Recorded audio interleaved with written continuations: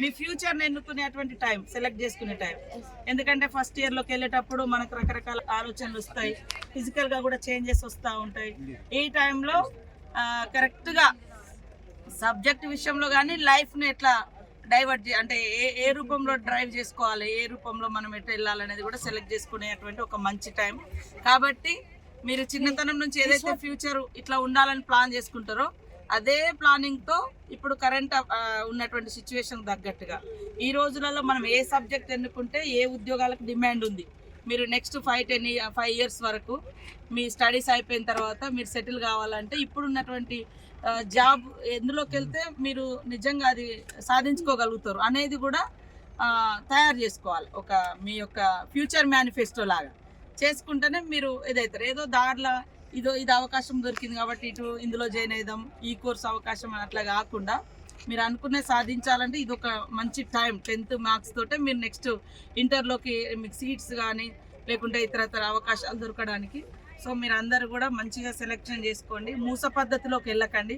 తను బీఈడీకి వెళ్ళింది కాబట్టి నేను బీఈడీకి వెళ్ళాలి, తను సైన్స్ సబ్జెక్ట్ తీసుకుంది కాబట్టి నేను కూడా మెడికల్ సైడ్ ఎంబీబీఎస్ సైడ్ పోవాలని అట్లా కాకుండా ఆఫ్టర్ 5 ఇయర్స్ తర్వాత మీరు చదువుకునేటువంటి ఏ సబ్జెక్ట్లో అయితే మీకు అప్పుడు డిమాండ్ ఉంటుందో ఇప్పుడు మీరు మీ టీచర్స్తో కానీ లేదా ఇతర ఎక్స్పర్ట్స్ స్టడీస్లలో జాబ్కి సంబంధించినటువంటి ప్లేస్మెంట్ ఇచ్చేటువంటి వాళ్ళ కోర్సెస్ కూడా మీరు తీసుకొని అడ్వైస్ తీసుకొని మీరు ఎంచుకునేటువంటి సబ్జెక్ట్ కూడా ఎంచుకోండి. తర్వాత మనం బయటికి వెళ్ళిన తర్వాత హాస్టల్స్లలో కో ఎడ్యుకేషన్స్ ఉంటాయి, ఇంటర్లో రకరకాల ప్రలోభాలు ప్రభావాలు కూడా ఉంటాయి. అలాంటి వాటికి లోన్ కాకుండా మీ తల్లిదండ్రులు మీ మీద పెట్టినటువంటి ఏదైతే ఆశలు ఉన్నాయో అవన్నీ కూడా నెరవేర్చడం కోసం ఎటు మనం మనసు డైవర్ట్ కాకుండా ఓన్లీ స్టడీస్ అండ్ ఇంకేమైనా ఉంటే సోషల్ సర్వీస్ మీద కూడా కాన్సన్ట్రేట్ చేయండి. ఆ తర్వాత 5-6 ఇయర్స్ తర్వాత మీరు ఎట్లా మీ లైఫ్లో సెటిల్ అవుతారు కాబట్టి అప్పుడు మీరు మీ లైఫ్ని ఎట్లా పర్సనల్ లైఫ్ని కూడా ఎట్లా మనం రూపొందించుకోవాలనుకుంటే అట్లా అవుతుంది. కాబట్టి ఈ టైంను మాత్రం డైవర్ట్ కావద్దు, కానియకుండా మీరు కాపాడుకోవాలి అందరు కూడా.